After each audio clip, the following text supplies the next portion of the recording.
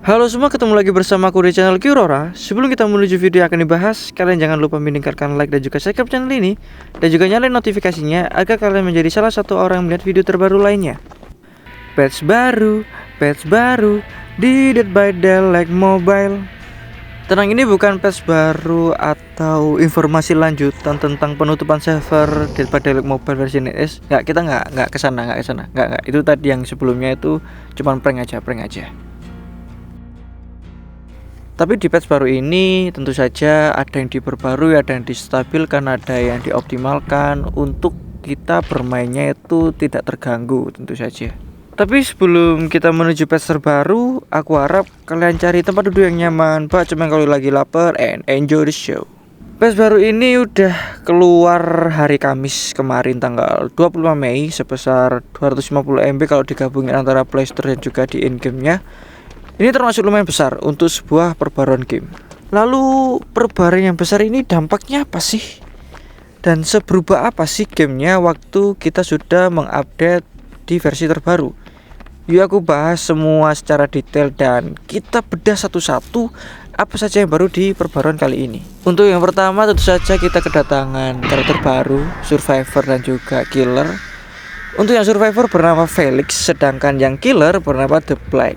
Aku bakalan jelasin dua karakter ini jika sudah bisa dibeli pakai shark, karena aku nggak mau ngeluarin duit banyak untuk beli 500 aurik. Itu aja sih. Lalu kemudian kita kedatangan map baru bernuansa outdoor bernama Gas Haven yang bisa kalian mainkan sekarang, entah itu ranked maupun quick match. Lanjut kita ke sesi balance engagement atau penyesuaian. Ada perubahan sistem blindness center saat killer tersebut mengambil survivor. Jadi killer akan menderita blackness dalam 0,4 detik terakhir selama animasi mengambil survivor berlangsung. Jadi misalnya gini, kalian deket dengan survivor yang udah kena takedown killer, dan kemudian killer tersebut mengangkat kan itu kan ada animasinya. Sedangkan kalian kan berusaha menyenteri mukanya si killer tersebut. Nah, sekarang killer tersebut bakalan sensitif terhadap blindness, jadi teman kalian bakalan selamat gitu. Karena dulu kan kalau kita center, lah kok temenku nggak jatuh, temenku nggak turun, terus killernya kok nggak kena blindness. Nah sekarang di fix di perbaruan yang baru ini, jadi sekarang killer lebih sensitif ya terhadap blindness waktu dia ada animasi mengangkat survivor untuk digantung gitu kan. Tapi balik lagi, harus pas timing. Jangan kalian udah center duluan, masih waktu dia masih ada awal-awal ngangkat atau mengangkat survivor, itu nggak bakalan berefek. Intinya harus pas timing, tetap pas timing. Yang kedua yaitu sekarang killer akan kebal terhadap blindness center saat mengambil survivor yang ada di dalam locker. Jadi gambarnya gini, kalian sebagai killer kan, tiba-tiba ada survivor yang masuk locker. Nah otomatis kalian grab dia dong di dalam locker. Tiba-tiba di samping kalian ada survivor yang nyenterin kalian dari samping. Nah itu kalian bakal kebal terhadap blindness. Lanjut kita ke sesi perubahan sistem item center atau flashlight. Yang pertama, penundaan singkat terhadap item center saat dinyalakan atau dimatikan. Jadi kalau kalian lihat di video, sekarang itu hidup matinya center itu jauh lebih cepat ya, nggak ada delay, nggak ada penundaan yang sangat mempengaruhi gameplay kita. Karena sebelum patch ini ada, kita tuh nyenterin mukanya killer, lalu kita tuh udah mau lari, kita udah ngarahin analognya buat lari, tapi tetap masih ada sedikit delay animasi nyenterin mukanya si killer. Jadi sekarang udah di fix di perbaruan kali ini. Yang kedua, perubahan item center tipe sport flashlight, seperti daya tahan baterai jadi 8 detik. Yang dua, meningkatkan akurasi center sebesar 20%. Jadi itu doang sih untuk flashlight yang warnanya hijau. Yang ketiga, perubahan add-on bloop pada item center. Ada peningkatan efek pada add-on bloop ini, seperti meningkatkan kecerahan center sebesar 50%, meningkatkan durasi blindness sebesar 25%, meningkatkan daya tahan center sebesar 14%. Yang keempat, untuk add-on low filament, ada peningkatan daya tahan center sebesar 20%. Lanjut ke sesi selanjutnya yaitu perubahan power killer Cenobite. Yang pertama, survivor tidak akan menjadi target Chainhound saat memegang atau mengotak-atik the Lehman configuration. Jadi gambaran gini, kalian jadi survivor kemudian dapat musuh the Xenopide. Kemudian icon survivor udah full biru rantai itu, otomatis kan Chainhound kan otomatis aktif tuh. Segala kegiatan kita tuh bakalan diganggu rantai-rantai itu. Dan ada teman kalian atau kalian sendiri mengambil kotak the Lehman configuration. Dan saat kalian mau menyelesaikan kotak ini, maka efek Chainhound itu nggak bakalan gangguin kalian. Sekarang udah di fix. Jadi kalian bisa fokus untuk menyelesaikan the Lehman configuration tanpa ada gangguan rantai-rantai di Chainhound. Yang kedua, saat Xenopide berteleport ke survivor yang mencoba menyelesaikan the Lehman configuration, jarak saat munculnya the Xenopide akan disesuaikan jaraknya ke survivor yang membawa the Lehman configuration. Jadi the Xenopide kan bakalan berteleport tuh kalau ada survivor yang mau menyelesaikan the Lehman configuration. Pasti kan kita diberi tanda dedek. Nah, otomatis secara refleks kita mau teleport dong ke sana. Nah, jarak munculnya kita sebagai the Xenopide nggak bakalan jauh-jauh banget terhadap survivor yang mau menyelesaikan the Lehman configuration. Sekarang ya yang aku rasakan sekarang cukup dekat, jadi nggak terlalu jauh-jauh banget. Yang ketiga, perbaikan masalah mode Chainhound terhadap survivor yang sedang nge-blazing totem. Jadi ada bug. Waktu udah masuk mode Chainhound semua survivor, terus tiba-tiba ada survivor yang nge-blazing totem, itu rantai-rantai Chainhoundnya dia nggak diganggu. Kegiatan dia nggak diganggu, jadi nge-bug di situ. Dan sekarang akhirnya udah di fix, jadi kegiatan apapun survivor ketika masuk mode Chainhound, dia bakalan diganggu oleh rantai-rantai tersebut, oleh rantai-rantai Chainhound. Lanjut ke sesi perubahan add-on Killer the Clown. Yang pertama, Red Hat Pinky Finger. Ketika survivor terkena pecahan botol, dia akan terkena efek exposure, sedangkan the Clown akan mendapatkan 2 kapasitas botol tambahan. Lalu kemudian yang kedua adalah Flash of Blaze, meningkatkan efek status hindered sebesar 4%. Yang terakhir add-on Robin Vader, cooldown saat melempar botol ditingkatkan sebesar 40%. Next kita bakalan masuk ke sesi penyusuan perk per killer. Yang pertama perk The Cannibal bernama Franklin Damage. Survivor yang membawa item dan terkena serangan killer, maka item tersebut secara otomatis terjatuh. Dan yang disesuaikan di patch terbaru ini adalah durasi hilangnya isi item tersebut. 150 detik jika perknya kuning, hijau 120 detik, ungu 90 detik. Yang kedua, perk The Legion bernama Discordance. Efeknya masih sama, yaitu kita diberi notifikasi terhadap progres generator yang diperbaiki lebih dari 1 orang di jarak 64 meter jika perknya kuning, hijau 96 meter, ungu 120 meter. Dan yang disesuaikan di patch terbaru ini adalah generator tersebut akan tetap menyala selama 4 detik setelah tidak diperbagi oleh 2 survivor atau lebih. Jadi gambarannya gini, ada salah satu generator yang diperbagi oleh 2 orang. Terus tiba-tiba satu survivor ini pergi entah kemana. Nah, itu kalian masih tetap dapat notifikasi ledakan aura warna kuning selama 4 detik. Atau sebaiknya ketika ada salah satu generator yang diperbagi oleh 2 orang, terus tiba-tiba 2 orang ini pergi entah kemana, itu tetap kalian dapat notifikasi selama 4 detik juga. Yang terakhir perk The Hillbilly bernama Tinkerer.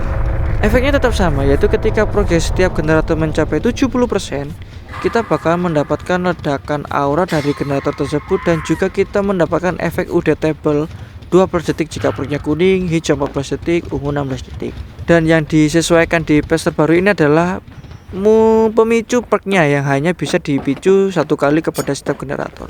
Jadi gambarannya gini, ada salah satu generator itu kan progresnya udah 70%, otomatis kita sebagai killer bakalan perknya aktif dong, perknya aktif. Nah, terus tiba-tiba di tempat lain ada generator juga yang progresnya 70%. Jadi barengan ini, misalnya barengan ini 70%. Nah, perknya nggak bisa didouble atau nggak bisa ditumpuk atau mengulangi cooldownnya perk tersebut. Jadi hanya bisa di-trigger cuma 1 generator untuk setiap generator. Lanjut kita ke sesi penyesuaian perk survival. Ada beberapa yang disesuaikan. perk Survivor. Yang pertama, perk Small Game. Penyesuaian yang terbaru di sini adalah kita akan mendapatkan notifikasi pendengar sebesar 45 derajat dalam jarak 8 meter jika perknya kuning, hijau 10 meter, ungu 12 meter. Dan small game ini memiliki cooldown, dan cooldown ini tergantung warna per kalian juga. Kuning 14 detik, hijau 12 detik, ungu 10 detik. Dan setiap hex totem yang kalian bersihkan, deteksi jarak akan berkurang setiap 5 derajat per token. Sebelumnya aku mohon maaf, aku nggak bisa jelasin secara detail untuk perk ini apa yang disesuaikan, aku nggak tahu. Aku tahu powernya, aku tahu, cuman untuk secara detailnya aku nggak tahu. Tapi untuk kalian yang pakai perk ini sebagai playable kalian bisa tulis di kolom komentar bahwa yang disesuaikan ini perknya ini apa sih, powernya apa sih gitu. Oke. Perk Survivor yang kedua adalah Dark Sense. Penyesuaian perk ini adalah setiap kali generator selesai diperbaiki, perk ini bakalan aktif dan akan memunculkan aura killer dalam jarak 24 meter di sekitar kalian selama 5 detik jika perknya kuning, hijau 7 detik, ungu 10 detik. Dan setelah durasinya habis, maka perk Dark Sense ini juga secara otomatis akan mati. Dan bisa kalian aktifin lagi ketika kalian menyelesaikan generator lainnya. Perk Survivor yang ketiga adalah Blast Mine. Penyesuaian terhadap perk ini adalah perk ini bakalan aktif ketika progres generator mencapai 50%, kemudian kalian tekan kemampuan perk ini, maka perk ini akan aktif selama 40 detik jika perknya kuning, hijau 45 detik, ungu 50 detik, dan ditandai dengan warna kuning. Dan tanda tersebut bisa dilihat oleh survivor lainnya dan hanya bisa diaktifin untuk satu generator. Jadi maksudnya apa sih hanya bisa diaktifin untuk satu generator? Jadi gambarnya gini, kalian benerin generator sampai progresnya 50%, terus kemudian kan otomatis perknya aktif tuh, dan kalian menggunakan kemampuannya, nyala kan, celin. Kemudian kalian pergi ke generator lainnya dan kalian benerin sampai 50% juga, perknya nggak bakalan aktif. Perknya nggak bakalan aktif. Kenapa? Karena ada dua faktor ya. Durasi generator sebelumnya itu masih belum habis. Yang kedua, generator tersebut masih belum ditendang oleh killer. Efeknya masih tetap sama ya. Ketika killer menendang generator tersebut yang warna kuning, maka dia bakalan kena efek stun dan juga blindness. Yang terakhir adalah punyanya si Fengmin, namanya Technician. Penyesuaian terhadap perk ini adalah mengurangi kebisingan dan juga suara perbaikan generator di jarak 8 meter. Dan pada saat muncul skill check kemudian kalian gagal, maka akan ada efek seperti tidak ada ledakan generator. Kemudian progres generator yang meledak akan sedikit berkurang progresnya sebesar 5% jika perknya kuning, hijau 4%, ungu 3%. Lalu kita bakal masuk ke sesi pengoptimalan, perbaikan, perubahan, penyesuaian pada sistem game Dead by Daylight Mobile versi NetEase. Yang pertama, perubahan respon random SIG di map Cold Tower. Sekarang Cold Tower yang respon SIG-nya bakalan random. Yang sebelumnya kan udah tuh satu mapnya tuh, satu lagi yang mapnya tuh yang respon SIG-nya juga random. Sekarang gantian Cold Tower yang respon SIG-nya bakalan random. Yang kedua, pengoptimalan terhadap catatan personal perorangan. Akan ada penambahan tag atau deskripsi untuk menunjukkan bahwa pemain tersebut bergabung dengan pemain lainnya di dalam match yang termasuk kita di dalamnya. Kalau kalian lihat di riwayat pertandingan, kalian lihat di icon survivor tersebut ada gambar panco, kemudian ada gambar bendera putih. Nah, dan juga ada tulang warna putih di bawahnya. Nah, itu mereka bermain mabar atau bisa dibilang main SWF. Jadi untuk yang lambang bendera itu remasternya, sedangkan yang di bawahnya ada kayak tulang putih di atasnya survivor itu yang diundang oleh remasternya. Jadi sekarang kalian kalau kalah jadi killer gitu kan, kalian ini pasti SWF ini pasti main mabar. Kalian cek dulu. Kalau memang ada lambang orang panco, tangan panco atau paling tidak ada lambang bendera putih, otomatis sudah fix itu mereka sedang mabar atau main bareng atau SWF. Jadi kalian bisa ada bukti lah. Oke, aku kalah sama orang mabar. Oke, fine, itu aja. Yang ketiga, penambahan background musik Terror Radius The Clown saat mengejar survivor. Jadi di sini kalian dengerin suara baru dari Killer The Clown saat mengejar survivor. Suaranya enak, kayak drum sirkus gitu kan. Suaranya enak, kalian dengerin sendiri aja, oke?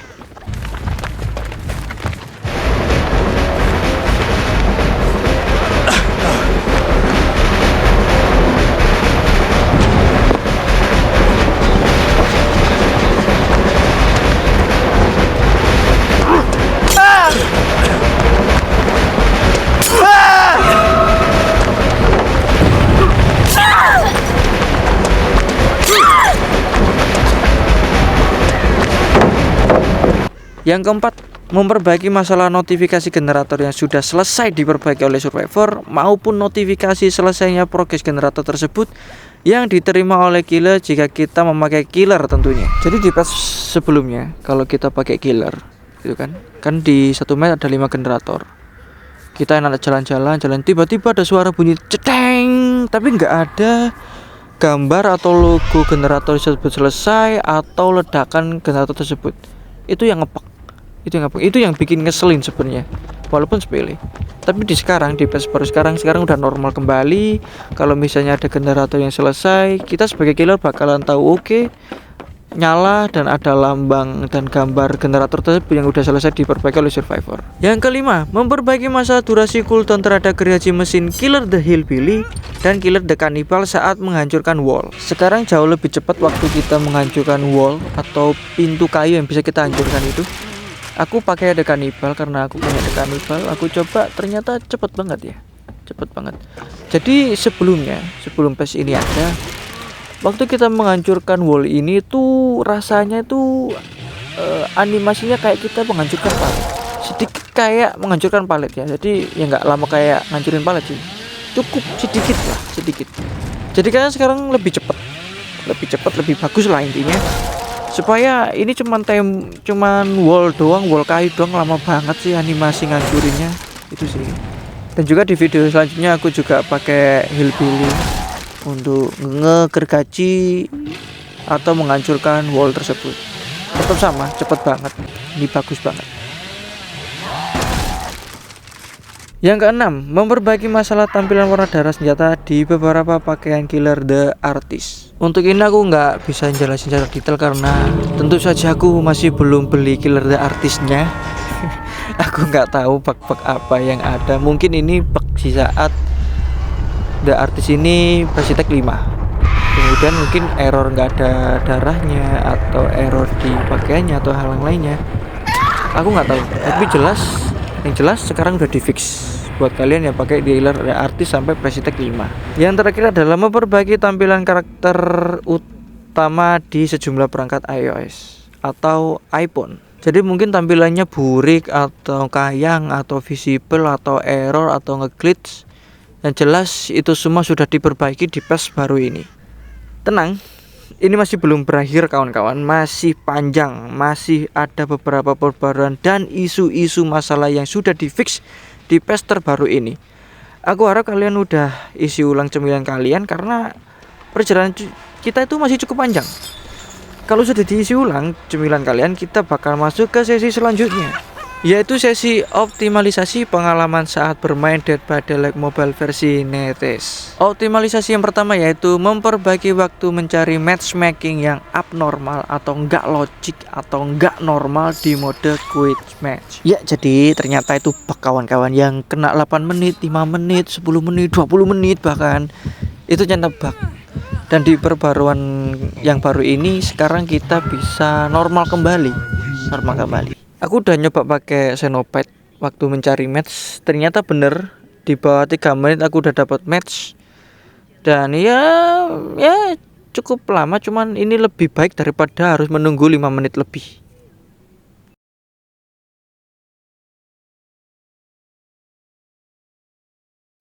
Tapi di video selanjutnya ya sama sih. Aku dapat match 5 menit itu pun masih belum dapat. 5 menit masih belum dapat. Kemudian baru dapat tiba-tiba ada yang keluar room. Otomatis aku harus mengulangi mencari matchnya lagi. Jadi untuk masalah ini bisa benar, bisa enggak. Benarnya kenapa? Benar. Jadi fix. Ternyata di bawah 3 menit kita bisa dapat room untuk bertanding. Dan yang enggak benarnya adalah tetap sama ya. Dalam 5 menit kadang-kadang dapat, kadang-kadang enggak, kadang-kadang ya intinya kadang-kadang dapat, kadang-kadang enggak gitu. Jadi ya syukur sih udah di fix. Dan kalau yang kalian dapat 5 menit mungkin memang gamenya udah mulai sepi. Udah mulai sepi mungkin ya. Mungkin ini bakal lanjut, mungkin tutup server jilid 2 mungkin ini. Yang kedua, perubahan gambar karakter wajah survivor di menu survivor maupun di portrait profil. Jadi kalau kalian lihat di sini, kalian lihat wajah-wajah survivor itu, gambar-gambarnya itu ada beberapa gambarnya yang udah kayak di PC, udah mirip di PC. Jadi nggak aneh, jadi nggak terlalu kaku atau sekarang kayak gimana, kayak foto gitu. Tapi cuma beberapa. Dan entah kenapa ketika aku melihat wajahnya si Jackpack ini kayak ketawa sendiri ya, karena mungkin dia adalah gambar yang paling ngezoom dan paling tembem untuk mukanya. Yang ketiga, penambahan option frame rate di pengaturan grafik. Sekarang ada opsi 24 fps dan juga 45 fps. Jadi kalau kalian lihat di pengaturan kemudian grafik, kalian lihat di atas sendiri ada frame rate. Nah, sekarang ada 4 opsi: 24 fps, 30 fps, 45 fps, 60 fps. Jadi kalian bisa milih untuk menyesuaikan perangkat kalian tentunya. Kalau kalian ingin irit ya udah 45 fps saja. Tapi kalau kalian milih yang 24 fps kayak enggak jangan dipakai deh. Bakalan delay banget pasti, kalau apalagi kalau kalian pakai Gyro Killer mungkin pasti bakalan kacau deh. Kacau banget.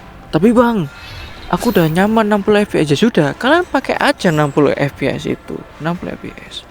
Tapi Bang, 45 fps itu kan bakalan patah-patah atau delay. Ya memang gitu. Hukumnya gitu, semakin tinggi frame rate sebuah game, semakin lancar pula game tersebut berjalan dengan lancar. Tapi ingat, kalian harus menyesuaikan device. Kalau nggak mumpuni ya udah turunin aja, biar HP kalian tuh irit dan juga masih sanggup untuk bermain daripada direct mobile.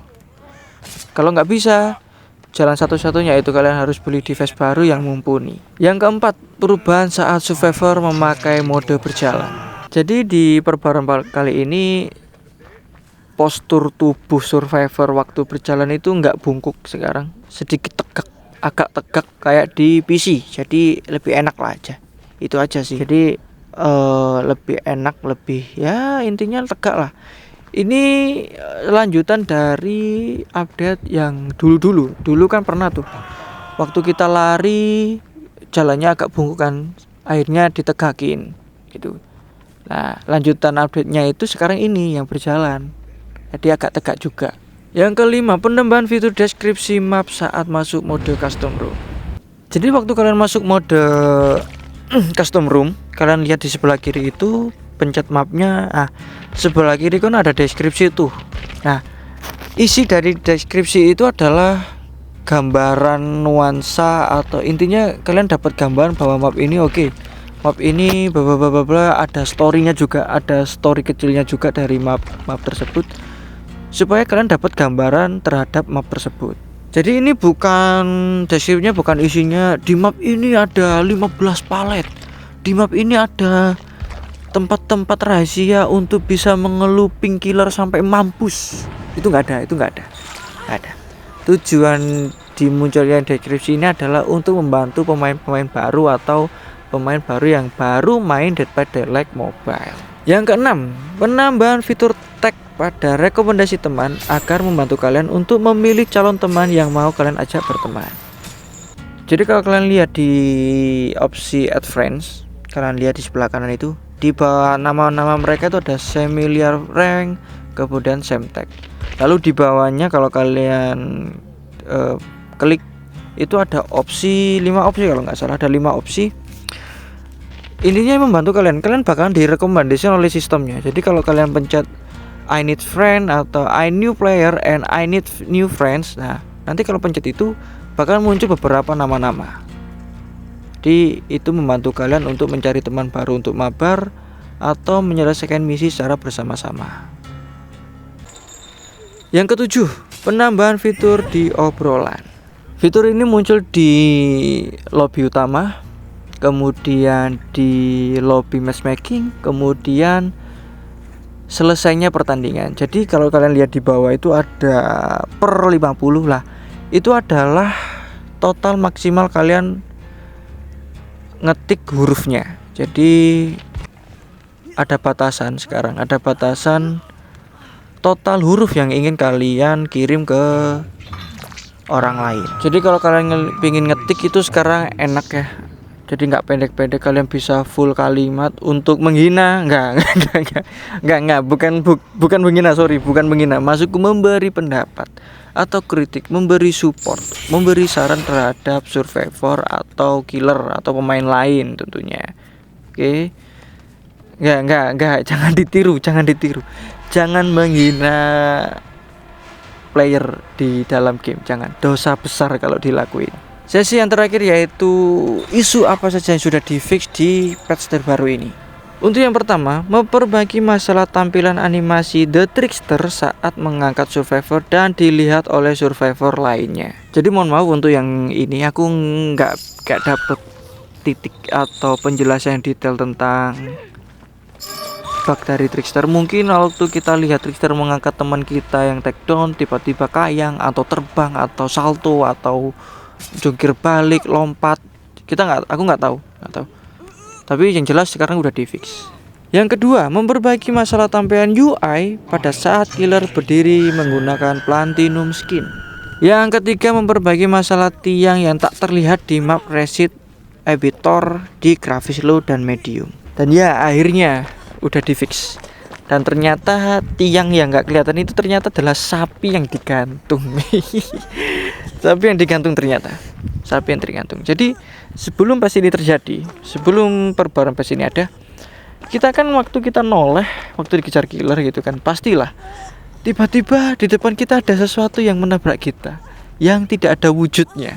Dan kita kira mungkin ini tiang visible atau yang tak terlihat gitu kan. Ternyata itu sapi. Dan akhirnya di patch terbaru ini sapinya muncul dan kita jelas oke, kalau kita ketabrak otomatis kita ketabrak sapi ternyata. Sekarang udah di fix dan ternyata ini bugnya muncul di grafis low dan juga medium. Padahal aku main Dead by Daylight Mobile versi NetEase itu di grafik high pun itu juga kena loh tiang yang ini, tiang flash, tiang yang nggak terlihat ini ternyata sapi itu. Tapi sekarang udah bisa kok. Aku udah coba di video terbarunya, di video aku main itu udah bisa lewat, udah bisa terlihat bahwa oh ini adalah sapi yang digantung gitu. Yang keempat, memperbaiki masalah tampilan pakaian platinum di Killer the Twin. Jadi kalau kalian tahu, Killer the Twin itu punya skin platinum, skin yang berasal dari Sinless Stone, harus gacha. Aku nggak punya skinnya karena nggak gacha, karena jelek, mohon maaf. Ada bug ternyata di skin platinumnya. Jadi sekarang udah di fix kok, tenang aja, kalian bisa pakai platinumnya. Mungkin itu burik atau gimana aku nggak tahu, tapi sekarang yang jelas udah di fix. Yang terakhir, memperbaiki masalah tampilan tangan survivor pria saat membawa item di lobby utama Dead by Daylight Mobile. Jadi kalau kalian tahu di patch sebelumnya itu waktu survivor pria bawa item di lobby utama kan masih bisa tuh kita kelihatan tuh bawa item apa aja, kayak tools, kayak map, kayak center gitu kan. Nah, gestur tangannya itu mungkin nggak pas di item yang dia bawa, mungkin bentuk lo, bentuk Kagebushi no Jutsu atau kayang atau bentuk burung atau segala macam. Sekarang udah di fix, jadi refleks genggamannya itu pas terhadap item yang dia bawa itu. Untuk survivor pria ya, yang perempuan nggak ada, aman. Dan itulah beberapa perubahan di patch terbaru Dead by Daylight Mobile. Apakah patch ini bakalan aman di gamenya, atau bakalan ada bug-bug baru, atau isu-isu atau masalah baru yang muncul di patch terbaru ini saat kita bermain Dead by Daylight Mobile versi NetEase. Ya semoga nggak terjadi lah ya, semoga nggak terjadi. Semoga patch baru ini membantu dalam mengurangi masalah kita terhadap game Dead by Daylight Mobile versi NetEase. Dan aku harap bug-bug baru yang baru nggak muncul di gamenya. Kalau sampai terjadi, mungkin aku bakalan upload satu video game Dead by Daylight Mobile tutup server jilid 2. kalau aku menemukan bug-bug atau keeroran terhadap patch terbaru ini. Semoga aja ada. Dan terima kasih buat kalian yang udah nonton sampai habis di video kali ini. Berarti kalian itu benar-benar ingin tahu apa sih yang harus disesuaikan terhadap patch baru ini, apa sih yang diperbaiki, apa sih yang harus dioptimalkan terhadap game baru ini, apakah ada masalah banyak. Sekarang udah aku jelasin semuanya di satu video ini. Semoga kalian paham tentunya. Untuk yang player-player baru semoga kalian juga paham. Jangan kaget kalau pakai aduh kok pasan perknya powernya kayak gini dah, apa diubah. Nah, kalian harus cek di videoku kali ini yang baru ini gitu. Dan juga kalau kalian juga nontonnya sampai habis, otomatis kalian menghargai aku bikin konten di YouTube karena aku masih awal-awal juga. Itu aja sih. Namaku Kiorora. Sampai jumpa di video lainnya. See you next time and bye.